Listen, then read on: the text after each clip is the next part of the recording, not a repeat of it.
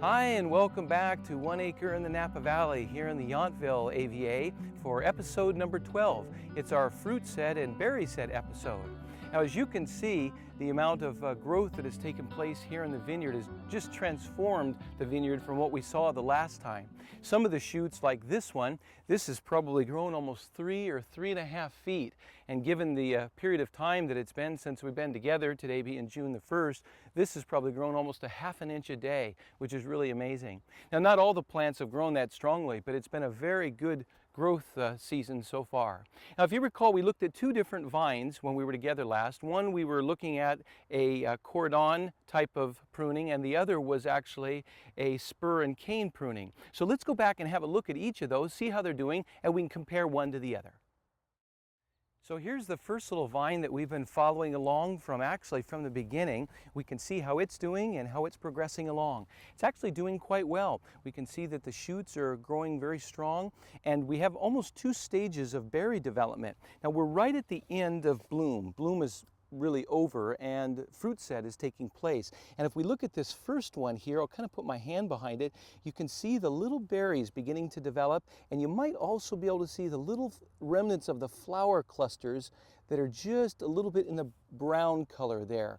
This is truly the origin of the wine that we're going to be making. Now, if we look up a little bit further here, we can see another cluster that's just a little bit further along. You can see the berries are beginning to enlarge and develop a little bit more significantly. So it's doing well. Of course, there's other fruit on the other side. And this was what we were going to develop into a spur and cane pruning. Now, something else I'd like to show you as far as the actual health and hydration of the vine itself. We're looking at here the tip of the shoot, and this point right here where my thumb is called the apical meristem. That's actually where cell division and growth is taking place as the shoot grows. Now, one of the ways we can tell that the plant has enough water just by looking at it are the tendrils. You see the tendril right here? That tendril is out beyond the growing point, or the apical meristem. In fact, that one is almost too. That's how we know it's well hydrated and doing well. If the tendril were back behind it, then we know the plant would be kind of dealing with a little bit of water stress. So that's an easy way to see if the plant's got enough water. So this one's doing very well in spite of all the gopher problems it had. And one other thing I might do while I'm here, it's a small thing, but if you notice right here, something that we want to do as we go along is just kind of pop some of these old sucker shoots off and see that the trunk is growing nice and straight. So this one's doing well. Let's go have a look at the cordon vine, the one we laid out with a cordon, and we can kind of compare and see how it's doing also. So let's head over there.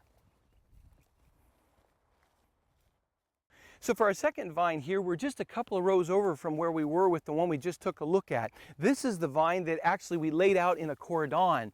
This particular one too, I marked as I did the other so I could actually find it again, because once they start to grow, it's kind of hard to find them. So that's my indicator. This plant is very, very healthy, very vigorous. You can see there's quite a bit of fruit on it. There's a couple of things that we need to do though with a cordon system, and that's to open it up a little bit, because the plant will only ripen so much fruit. So what I'm going to do, and I'll do this throughout the plant, but if you can see, what we want to do is develop spurs on this piece of 1-year-old wood. But we need to unclutter it a little bit. So if you can see this particular shoot right here, I'm going to cut that off, much as it pains me to do it. And we can see that had some nice fruit on it too.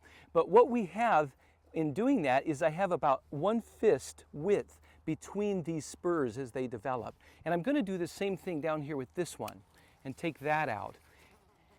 And that will allow, and I would go along and do that all the way through and allow that spacing between each of the spurs that'll develop.